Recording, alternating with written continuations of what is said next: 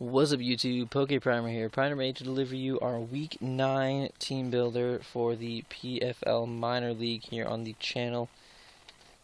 We are currently sitting at a beautiful record of 7-1. We only have that one blemish from Week 6 on our record. Our differential is absolutely through the roof at this point. I don't even know how high it is anymore. I've stopped checking, but it's kind of wild.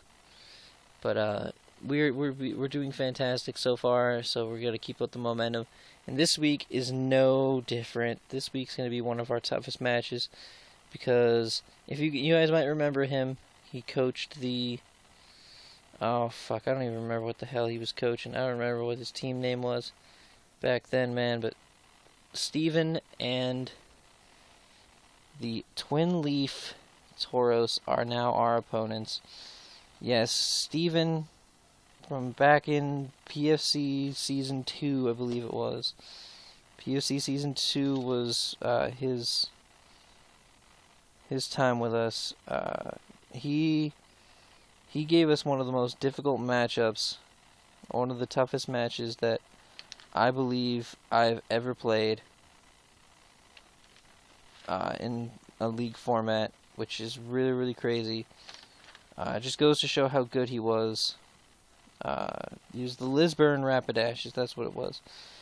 And he gave us one of the most difficult matches that I think I've ever played. It was a really, really tough match. So I was honestly, truthfully, terrified to face him again. But I think we pulled out the win last time. I think we can definitely do it again. We've grown so much since the last time we battled him. So hopefully that the team that we've built for this can take him down. We have some very interesting offensive threats coming to this matchup. Very, very interesting defensive mons coming to this matchup to handle his insane squad, which is 4 times weakness the team right here. He's got Scizor, Tyranitar, Mega Garchomp, Slowbro, Chandelure, Halucha, Amoonguss, Heliolisk, Seismitoad, Leavanny, and Zoroark. So a couple things to notice. First of all, Leavanny, Sticky Webs, terrifying. Hazard removal. Scizor for defog. That's pretty much all I see. That's all I see. Tyranitar setting up that sand could be annoying, especially with potential Sand Veil Heliolisk, and obviously the Sand Force on Mega Garchomp. Really, really terrifying combinations there. Zoroark's going to have to be something I watch out for. Watch the HPs of things that come in and out. Make sure that I can pick out the right moment where I believe it must be the Zoroark. I'm sure he's going to play it a lot smarter than that, but we're going to have to be really, really careful about what attacks we use when we use them, because who knows when the Zoroark's going to pop in and say hello. That thing's going to be a huge threat to deal with in the matchup. His team is very, very threatening. Slowbro and Amoonguss are very, very good wall core together. Form a fantastic wall core together, especially paired with Chandelure. Forms a very good Firewater Grass core. So it's really, really terrifying. Really, really terrifying. I'm not a huge fan of having to deal with it, but I think we can definitely deal with it effectively. I don't see Leavanny bringing Sticky Webs. I don't see that personally against our team. I don't think he needs it. But if he does bring it, then we'll take care of it when the time comes. But this team of ours can definitely handle just about anything that he can throw at us. And that team is going to be led, as usual, by the queen of our squad, Chun-Li the Mega Lopunny. This beautiful, beautiful babe right here has just been such an MVP this season. She's put in so much work. And I just look to try to get as many kills with her as possible. I want her to at least be top 3 in the overall MVP race, because She deserves it. She honestly does. She should never be anywhere below that. If you're using Mega Lopunny in a league, and you don't get her in the top 5 in kills, you've somehow goofed up somewhere. You've seriously goofed yourself up, because this thing essentially it's too good. Nothing resists both of its stabs. Nothing at all. It's impossible. It's literally impossible. The typing hasn't been invented yet that can do that. Well, no, nothing resists both of its stabs. Because at the end of the day, something is neutral to something. So, either way, this thing's going to hit you hard somehow. And nothing changes in this matchup. We were rocking a moveset of Fake Out, Drain Punch, Ice Punch, and Fire Punch. Now, you're going to see one thing. First of all, I could have outsped the Hawlucha. I could have. If I had made myself jolly with, I believe, 124 speed, we would outspeed the Hawlucha by 1 point. However, Hawlucha's main ability that it uses is Unburden, which is a huge threat because then its speed doubles. At that point, I don't care if we outspeed it by 1 point, doesn't matter, it's going to outspeed us and kill us. So that's a problem. Secondly, and more importantly, I need Mega Lopunny to hit as hard as possible, because there's always the potential for damage-reducing berries on some of these mons, and I can't afford that to be an issue. So hitting as hard as possible, being adamant-natured, is essentially the most important thing ever, just so that we can make sure that we can pick up those clutch KOs against those mons.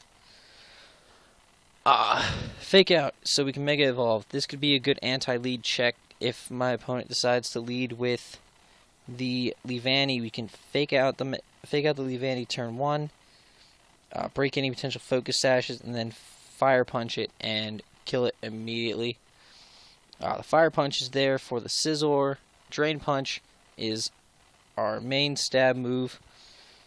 It should KO the Tyranitar. In a lot of cases, it should. It's also there for the Heliolisk and the Zoroark. By the way, the speed that we decided to hit is outspeeding the Heliolisk by 1 point. So we do also outspeed the Zoroark as well. So we can, if and when it comes down to that, we can kill the Zoroark as well. We had the Ice Punch for the Mega Garchomp. That's the main thing there. It also hit the Hawlucha if we get the chance to, but I don't see us actually getting the chance to, unless he runs Adamant for some reason, and then we outspeed and then we kill it. But I don't see that happening. But overall, this thing can tear through a large portion of Steven's team with very, very little issue. There is one Mon on his team that completely switches into us every single time, and that is Slowbro, and that's a huge problem, having that one Mon being able to switch into us indefinitely. However, the next Mon we are bringing kills Slowbro every single time, and that is Thor the Thunderous, with the Life Orb, max special attack, running just enough speed to outspeed the Heliolisk. Now, those other two EVs, by the way, don't matter. Those other little bit, that's irrelevant. We are running Thunder Wave, Thunderbolt, Grass Knot, and HP Ice. Thunder Wave. Thunder Wave is for a couple of reasons. One, I like to paralyze things. Two, I like to paralyze things. And three, Hawlucha. Literally, Hawlucha. Hawlucha is terrifying, because if Hawlucha can get an Unburden boost, Hawlucha is going to outspeed everything, and Hawlucha is going to kill everything. And that's bad. That is bad. So if I can T-Wave that thing, that will shut it down indefinitely and allow any of our other Mons to come in and blow it back. And then we can not have to worry anymore. So, yay. Thunderbolt could even kill it there if it lives whatever hit that the Hawlucha goes for. Thunderbolt could kill the Hawlucha. I wonder, did he have Hawlucha last time we battled? I think he might have. That'd be kind of hilarious if he did. He did not. That would have been hilarious if he had it. Oh, that would have been priceless. If that's one of the terrifying things from last time, but no. Different team, different league. Same old Steven. We have the Grass Knot. Grass Knot is just overall better in this matchup. We need something to hit that Seismitoad super effectively. And boom, there it is. This will also help us with the T-Tar. T-Tar is very heavy. It won't appreciate a Grass Knot. Slowbro is kind of heavy. Won't appreciate a Grass Knot if it decides to try to switch into us, which would be stupid. But whatever. And then lastly, we have the HP Ice for the Garchomp. Garchomp is one of the few switch-ins to this thing on my opponent's team. And between Grass Knot and HP Ice, we have the things to hit the switch-ins. So that's pretty awesome. Nothing really switches in now to Thundurus thanks to this set, because everything just kind of dies. You know what I mean? If Garchomp tries to switch into us, maybe if we predict, and even if we predict incorrectly, you know, it's not that big of a deal, because HP Ice is still neutral on Seismitoad, and Grass Knot's still neutral on Garchomp. So either way, if we still guarantee get the 2 hits off. So that's kind of awesome. So this thing pretty much can just hit whatever it wants to hit whenever it wants to hit it, essentially, with whatever move it wants to hit it with. So that's going to be awesome. So yeah, that's our Thundurus. The next mon we're bringing is also Life Orbed, and it's going to be Kyurem Black. Wallbreaker the Kyurem Black. With a Life Orb. This thing is terrifying with a Life Orb. I have never put a damage increasing item on this thing because I never thought it was necessary. Today, guess what? It is necessary. 100% necessary. Because with the Life Orb and this amount of attack investment, we're only rocking that clean 90. Wait, what the fuck?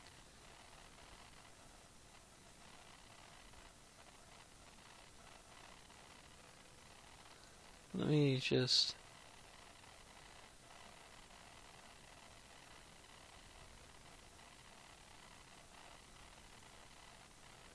We need that much.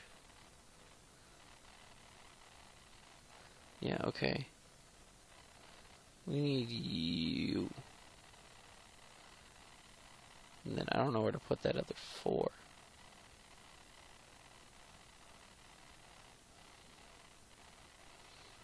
You might have to go... Ooh. Uh-oh. Problem. You might need to go away, and then you might need to both go here. There we go. That's better. Okay, so we had to edit it a little bit quickly because I guess I forgot to... I did the spread before I did the... put in the hidden power, so that's probably why.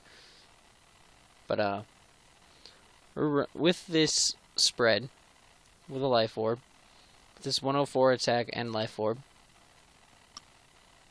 we 2-shot both Amoonguss and Slowbro. Actually, let me make sure on Amoonguss. I know we 2-shot Slowbro with Outrage. We do 50 to 60. Amoonguss. Yeah, we do 60 to 71 with Outrage. It's kind of wild. So, we guaranteed 2-hit KO both of those. So, none of them are switch-ins. And at that point, the switch-ins become a lot lesser, because not too many things can switch into an Outrage from a Kyurem Black. The only other thing on his team the only other 2 things on his team that could switch into those outrages would be Scizor and Tyranitar.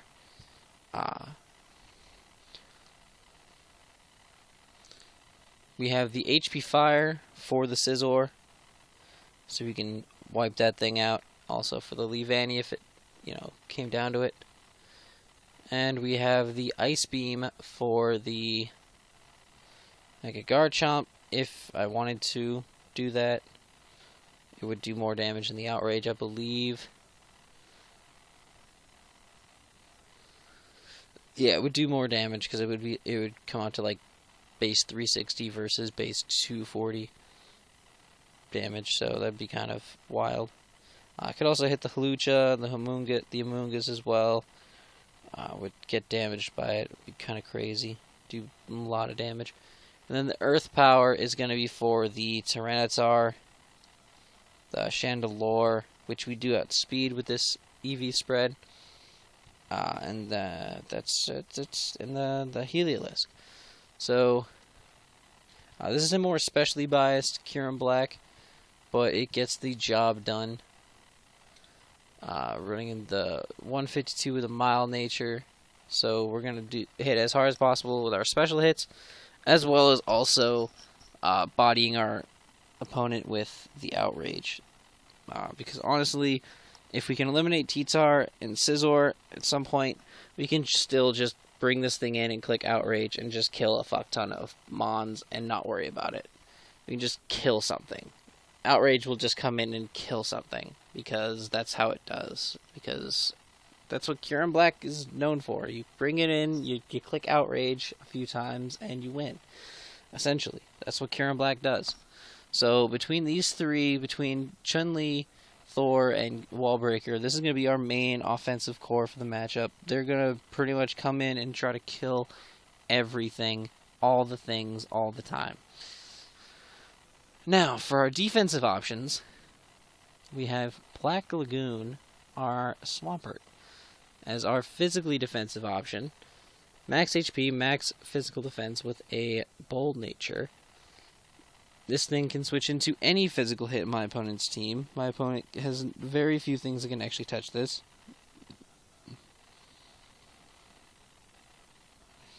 Because in my perspective, obviously, if Leavanny comes, it's going to be a lead, and it's most likely going to be dead very quickly. So I'm not worried about that one. Energy Ball on Chandelure, if it happens, it happens. Kudos to you. I totally see it happening. I also won't let it happen because it's extremely obvious. I mean, Chandelures run Energy Ball all the time because, UU is the home of the Swamperts. So, yeah, there's that. And then, obviously, there's Amoonguss, and I'm not going to stay in on Amoonguss. Even though I'm faster than Amoonguss, I'm not going to stay in on Amoonguss, because that would be stupid. Because that's giving an Amoonguss free HP with a Giga Drain, and that's stupid. Why would I do that? Unless I knew from the range it was at I could kill it with that Ice Beam that I seem to be packing right there.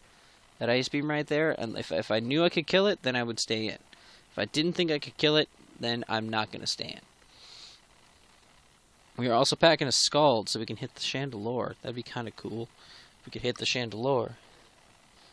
We could also hit that Tyranitar with it. Would be kind of cool too. Just sand. We could hit the T-Tar. We had HP Fire.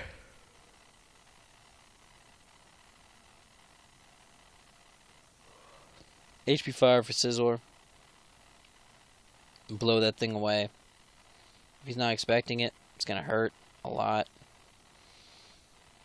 And that'd be hilarious. Because, haha, you got killed by my defensive Mon. And lastly, we're packing the Stealth Rocks. If we can get Stealth Rocks up and keep him up, that'd be great. He's got a good Volt Turn core between Scizor and Heliolisk, so I could see them bouncing around for a while. And that's a good way to prevent that from happening, is to just have those rocks up as a deterrent so that they can just keep racking up that damage and getting hurt. And then I laugh, and then he laughs, and we have a great time. The next mod we're bringing is our more specially defensive option. That's going to be Trevenant. Spook Tree, our Trevenant, with the Assault Vest, rocking enough speed, I believe, to outspeed Min Speed Seismitoad. So that's cool. We can then kill that thing with a Horn Leech. We're running near max HP, 244, and then 116 into attack with an Adamant Nature. This thing hits very, very hard. This thing hits very hard and takes a lot of hits. With the Assault Vest, we can switch into things like Slowbro. We can take a hit from Chandelure if we have to. We can switch into things like Amoonguss, Heliolisk, Seismitoad, Zoroark. And we can take a hit from Zoroark very nicely, which is really good. And we can hit them back pretty decently hard. Horn Leech is for the Seismitoad. Earthquake is for the Chandelure. We can take that one Shadow Ball or that one Flamethrower or Fire Blast and hit that thing back with an Earthquake and really blow it back. Or we can hit with a Shadow Claw and blow it back as well. It's another option. Earthquake hits a lot of things. Shadow Claw is mainly for the Shandy. And then we have the Drain Punch for the Zoroark, so we can take that hit and hit the Zoroark back really, really hard. So that's cool.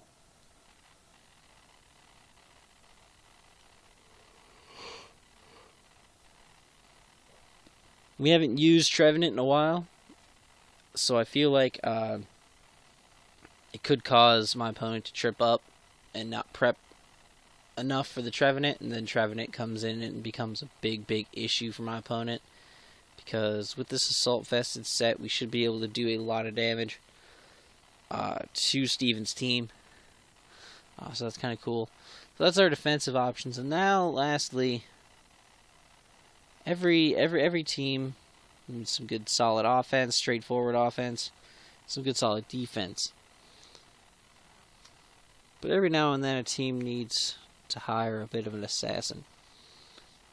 A bit of an assassin who can just come in, say, "Sup, bitches," kill someone, and then leave. Trapping them in, holding them against their will, and taking their life with it. That mon is Preference our Gothitelle with a Choice Scarf Shadow Tag. We're running 240 speed with a Timid Nature. With that exact speed stat, we can now outspeed everything on their team naturally. With our Scarf, we would outspeed the Halucha by 2 points. So that's awesome. My goal is to try to trap things as fast as possible and kill them. We have the Psychic, so we can trap Halucha, kill it. We can trap Amoonguss and kill it. Very, very easily, without too big of an issue. We have the Energy Ball, so we can trap Seismitoad, kill it. We can trap Slowbro, kill it. A lot of potential with that. We have the HP Fire, so we can trap Scizor and kill it. We can trap Heliolisk if it's Dry Skin and kill it. Just a thought. You can trap Leavanny, kill it. And then we have the Signal Beam, just in case. Once we know what the Zoroark is, if he keeps it around, tries to keep it hidden, we'll keep track of that HP for a while, and you can potentially trap the Zoroark and kill it. This thing basically is going to just trap and kill, trap and kill, trap and kill throughout the entire match. That's its entire goal, and that's what's going to happen. And that's going to be our team. We have Chun-Li, Thor, Wallbreaker, Black Lagoon, Spook Tree, and Preference.